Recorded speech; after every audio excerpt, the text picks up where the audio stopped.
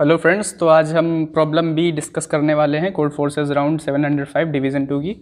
तो प्रॉब्लम में ये कहा गया है कि अपने को एक डिजिटल क्लॉक दी हुई है और उस डिजिटल क्लॉक में टाइम दिया हुआ है और हमसे ये बोल रहे हैं कि जो वहाँ के इनहेबिटेंट्स हैं वो जब मिरर इमेज उसकी देखते हैं तो उनको खुशी होती है। मतलब अगर वो मिरर इमेज रीडेबल जो टाइम हमें दिया हुआ है, अगर वो टाइम का मिरर इमेज भी रीडेबल है तो हमें एक ऐसा टाइम रिटर्न कराना है और वो टाइम कम से कम उस टाइम से दूर होना चाहिए। मतलब नियरेस्ट फ्यूचर टाइम हमको रिटर्न कराना है जिसकी मिरर इमेज भी रीडेबल हो और जो मिरर इमेज में टाइम बनेगा वो टाइम भी जो हमें टाइम स्केल दी गई होगी उस टाइम स्केल के अंतर्गत आता हो। ठीक है, तो अभी मैं इसको एक एग्जाम्पल से एक्सप्लेन कर देता हूँ कि क्वेश्चन में हमसे वो चाह क्या रहे हैं।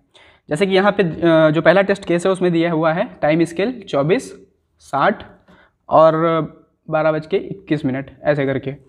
तो ये कह रहे हैं कि एक टाइम स्केल है और उस टाइम स्केल के एक दिन में 24 घंटे होते हैं और एक घंटे में 60 मिनट होते हैं। तो हमसे ये कह रहे हैं सॉरी कि ये जो हमें टाइम दिया हुआ है इस टाइम का नियरेस्ट टाइम बताइए जिसकी मिरर इमेज रीडेबल हो और इस टाइम स्केल के अंतर्गत वो टाइम आता हो। मतलब ये जो टाइम स्केल दी हुई है उस टाइम स्केल में वो टाइम कभी ना कभी दिन में एक ना एक बार बचता हो। ठीक है, तो जब हम इसकी मिरर इमेज बनाएंगे 12:21 की जो लिखी हुई है ये मिरर इमेज ऐसी बनेगी 12:21 ही उसकी मिरर इमेज बनेगी। अच्छा, अब हमको ये सवाल समझ में आ गया है कि इसमें करना क्या है। तो अब हम सबसे पहले ये सोचते हैं कि यार इसको करेंगे कैसे।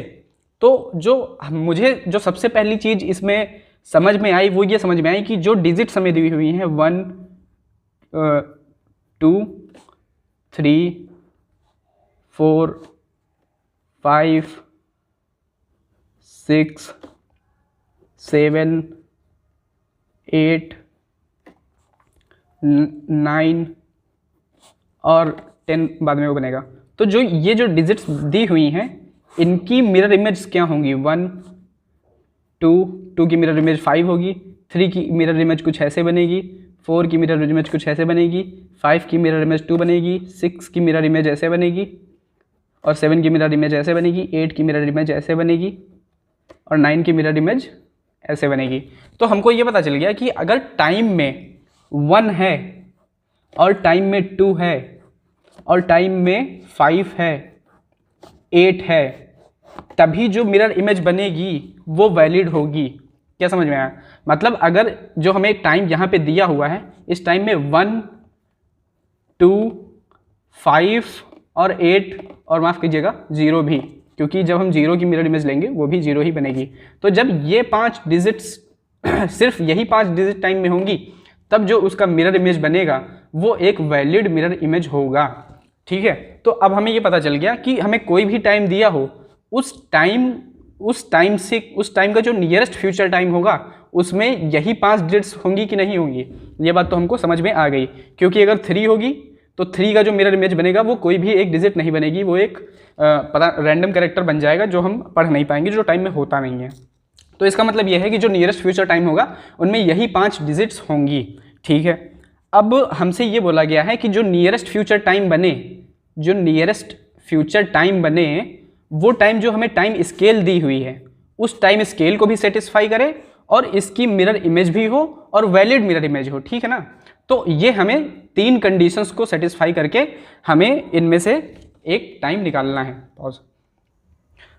ओके, तो प्रॉब्लम हमें समझ में आ गई है। अब हम इसमें कोड कैसे करेंगे वो देख लेते हैं।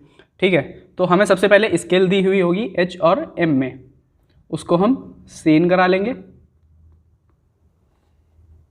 ठीक है, उसके बाद हम एक स्ट्रिंग में जो हमें टाइम दिया गया होगा उसको सीन करा लेंगे। ठीक है, उसके बाद हम एक वेक्टर बनाएंगे उन्हीं 5 नंबर्स का जिनकी वैलिड मिरर इमेज बनेगी और उस वेक्टर V में हम 1, 0, 1, 2, 5, 8 ये सारी वैल्यूज़ को पुश बैक कर लेंगे उस वेक्टर में। ठीक है, मतलब उस वेक्टर को इन 5 वैल्यू से बना देंगे। फिर हम क्या करेंगे, हम ये जो हमें टाइम जो हमें दिया था स्ट्रिंग के फॉर्म में, उसको हम फेच कर लेंगे इंटीजर्स के फॉर्म में। तो इंटीजर जो आर होंगे वो ऐसे होंगे S0 minus into 10 plus S1 minus 0। तो ये आ जाएगा हमारा जो टाइम दिया हुआ है उसमें कितने घंटे हो रहे हैं, और ठीक इसी तरह हम सेकंड निकाल लेंगे S3 इंटू 10 प्लस S4 0। ठीक है, अब हम 4 वेरिएबल और बनाएंगे, और ये वेरिएबल आप बनाएं चाहे ना बनाएं, वो मैंने अपनी सहूलियत और समझाने के लिए बना लिया है। आप इससे भी एफिशिएंट कोई मेथड कर सकते हैं। ठीक है, तो अब मैं क्या करूँगा, अब मैं जो हमारे ये 5 एलिमेंट्स हैं, इन 5 एलिमेंट्स के ऑल पॉसिबल कॉम्बिनेशन बनाऊँगा। इन 5 एलिमेंट्स से ऑल पॉसिबल कॉम्बिनेशंस, ऐसे कॉम्बिनेशन जो एक टाइम को रिप्रेजेंट कर रहे होंगे। ठीक है ना, तो हमारे पास 4 पोजीशंस हैं, 2 पोजीशंस आवर की, 2 पोजीशंस मिनट की। तो 5 एलिमेंट्स हैं और हमें 4 पोजीशन के लिए ऑल पॉसिबल कॉम्बिनेशन बनाने हैं। तो कितने बनेंगे, रिपीटिशन अलाउड है, तो वो बनेंगे 5 × 5 × 5 × 5 which means 625 625 all possible combinations होंगे। मतलब कि जैसे यहाँ पे हमने 1 रख लिया, यहाँ पे हमने 2 रख लिया, यहाँ पे हमने 5 रख लिया, और यहाँ पे हमने 0 रख लिया। तो देखिए ये ऑल पॉसिबल कॉम्बिनेशन में से एक कॉम्बिनेशन है, और इसकी मिरर इमेज क्या होगी 0 5 2 1। ठीक है, आप ये देख रहे हैं ना कि जब हमने इन ही 5 एलिमेंट्स को लेके एक टाइम बनाया और उसकी मिरर इमेज ली, तो वो वैलिड मिरर इमेज आ गई ना। सही बात है।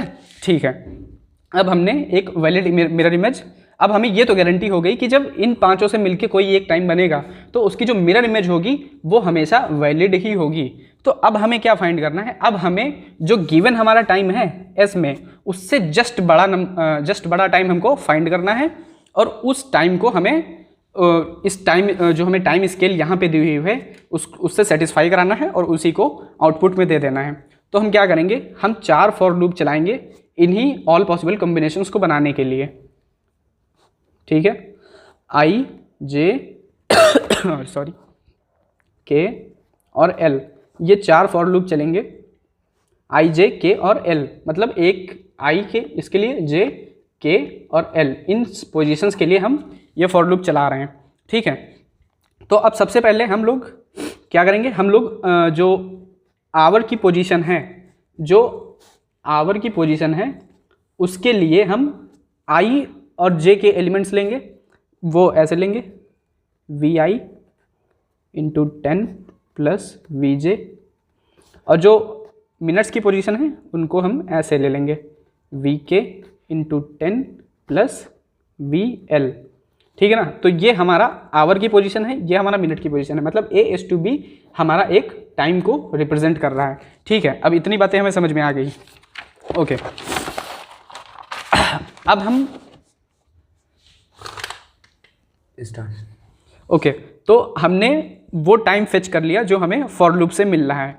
वो मतलब वो एक पहला कॉम्बिनेशन हमने पिछले जो फॉर लूप में ए और बी में हमने स्टोर कर लिया है, एक कॉम्बिनेशन जो हमें इस तरीके से टाइम को रिप्रेजेंट करेगा। ठीक है, अब हम क्या करेंगे, अब हम 4 नए और वेरिएबल बनाते हैं क्लियरिटी के लिए, PQRS। अब हम क्या करेंगे ना, P में VL की वैल्यू रख लेंगे। अब हमने जो AB में बनाया था, जो हमने इस टाइम को, मतलब AB जो जिस टाइम को रिप्रेजेंट कर रहा है, अब जो उस टाइम का जस्ट रिवर्स PQRS में हमें लेना है, क्योंकि हमने जब AB बनाया था तो B में हमने जो हमारा मिनट है उसको उसका जो सबसे लास्ट एलिमेंट था वो था VL। यहाँ पे आप देख सकते हैं, ये देखिए यहाँ पे VL था जो सबसे लास्ट एलिमेंट था। अब जब हम इसकी मिरर इमेज बनाएंगे तो जो सबसे लास्ट एलिमेंट होगा वो मिरर इमेज में सबसे पहला एलिमेंट हो जाएगा, मतलब कि वो आवर को रिप्रेजेंट करेगा, इसलिए हमने उसको P में VL ले लिया। ठीक है, अब इसी तरह हम रिवर्स ऑर्डर में Q को भी ले लेंगे, VK को, और R में ले लेंगे VJ, और S में ले लेंगे VI। अब ये टोटल रिवर्स हो गया किसका, जो टाइम हमें A में जो टाइम हमने A और B में बनाया हुआ है। ठीक है, तो अब हम क्या कहेंगे, अब यहाँ पे एक और लॉजिक अगर हमको नहीं समझ में आया तो हमारा टेस्ट केस फेल हो जाएगा। अब वो ये लॉजिक कहता है कि देखिए अगर p की वैल्यू 0 1 8 हुई तब तो कोई बात नहीं, 0 की मिरर इमेज 0, 1 की मिरर इमेज 1, 8 की मिरर इमेज 8। लेकिन अगर p की वैल्यू 2 हुई, p q r s इनमें से किसी की भी वैल्यू 2 हुई या फिर 5 हुई तो इनकी जो मिरर इमेज होगी वो रिवर्स हो जाएगी, मतलब 2 की 5 हो जाएगी और 5 की 2 हो जाएगी। इस वजह से हम यहाँ पे अब कंडीशंस कुछ लगाएंगे और वो कंडीशन ये कहेंगे कि अगर p2 है तो p की मिरर इमेज 5 बना दो। If p is equal to 2 then p is equal to 5, else if p is equal to 5 then p equal to 2। क्योंकि हम रिवर्स वैलिड टाइम बना रहे हैं इस वजह से जब 2 का रिवर्स होगा तो हमें 5 मिलेगा मिरर इमेज में, ठीक है ना। तो इसी तरह हम Q के लिए भी चेक कर लेंगे, R के लिए भी चेक कर लेंगे और S के लिए भी चेक कर लेंगे कि अगर Q2 है तो वो 5 होगा, अगर 5 है तो 2 होगा, R2 है तो 5 होगा, 5 होगा तो 2 होगा, S अगर 2 है तो 5 होगा, 5 है अगर तो 2 होगा। तो हमने इन सभी के लिए ठीक इसी तरह कंडीशंस को चेक कर लिया, ठीक है। अब हमें बस सिंपल सा कुछ काम नहीं करना है। अब हम जैसे हमने AB बनाया था एक टाइम, AB हमारा इनिशियल टाइम था जो हमें S से मिला था, जो इनपुट था। अब हम सॉरी AB हमारा इनपुट नहीं है, AB हमारा कॉम्बिनेशन है जो हमने इन फॉर लूप से बनाया हुआ है, पहला कॉम्बिनेशन। और जो S से हमें इनपुट मिलेगा वो हमें HR और SE में मिलेगा, ठीक है। तो अब हम जो हमें PQRS ऑब्टेन हुए हैं इनसे हम टाइम बनाएंगे और वो टाइम नए वेरिएबल्स में स्टोर कर लेते हैं C और D में। तो जो PQRS से हमें टाइम मिला है वो हमें इस तरह मिल जाएगा, ये आवर हो जाएंगे और R × 10 + S। देखिए यहाँ पे जो लिखा हुआ है ना वो A और B में जो हमने लिया था उसके जस्ट रिवर्स लिखा हुआ है PQRS, क्योंकि यहाँ L है, K है, J है और I है, ठीक है। अब हमें ये हमारा आवर हो गया, किसका आवर हो गया, रिवर्स टाइम का, मिरर इमेज टाइम का, और ये मिनट हो गया मिरर इमेज टाइम का। ये आवर A हमारा आवर हो गया जो टाइम हमने बनाया है और B हमारा मिनट हो गया जो हमने बनाया हुआ है, ठीक है। अब हम इन दोनों की कंडीशंस को चेक कर लेंगे। कंडीशन क्या कहती है कि अगर A > हुआ HR क्या है, हमारा गिवन इनपुट टाइम, ठीक है। अगर A HR के बराबर हो गया मतलब कि जो हमारा टाइम जो हमने वैलिड कॉम्बिनेशन पहला बनाया हुआ है वो कॉम्बिनेशन की जो आवर की वैल्यू है अगर गिवन आवर की वैल्यू से बड़ी हुई, इसका मतलब ये है कि ये हमारा टाइम जो हमने पहला वैलिड कॉम्बिनेशन चुना है वो हमारे जो गिवन टाइम है उससे बड़ा होगा। और यही हमें चाहिए ही कि हमें नियरेस्ट फ्यूचर एलिमेंट चाहिए। अच्छा, अब हमें नियरेस्ट ही क्यों मिलेगा, ये मैं आपको बता देता हूँ कि हमें नियरेस्ट क्यों मिलेगा। हमें नियरेस्ट ही सबसे पहले इसलिए मिलेगा क्योंकि जो हमारा एरे है यहाँ पे शॉर्टेड है, मतलब 0 से शुरू होगा फिर 1 2 5, मतलब जो भी कॉम्बिनेशन बनेंगे वो ऐसे करके बनेंगे। तो जो हमें पहला एलिमेंट मिलेगा ना वो हमारा नियरेस्ट ही होगा। जो ये देखिए ये टाइम बन रहा है ना, तो ये एक इंक्रीजिंग ऑर्डर में टाइम बन रहा है, इसी वजह से जो हमें पहला मिलेगा उसको हम ये कह सकते हैं कि वो हमारा नियरेस्ट ही होगा, ठीक है।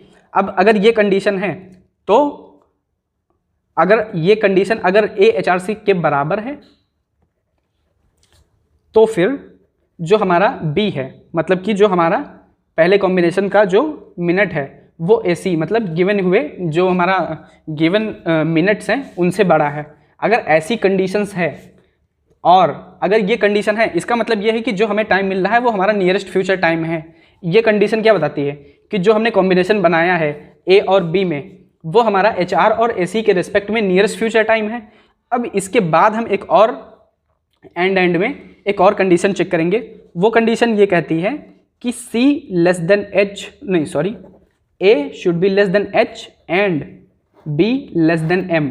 ये कंडीशन क्या कह रही है? ये कंडीशन ये कह रही है कि जो हमारी टाइम स्केल H और M में दी हुई है वो उस टाइम स्केल को जो कॉम्बिनेशन हमने लिया है वो कॉम्बिनेशन उस टाइम स्केल को सेटिस्फाई करता हो, मतलब उस टाइम स्केल के अंदर आता हो, ठीक है। और जो हमारी मिरर इमेज है C और D ये भी उस टाइम स्केल को सेटिस्फाई कर रही हो।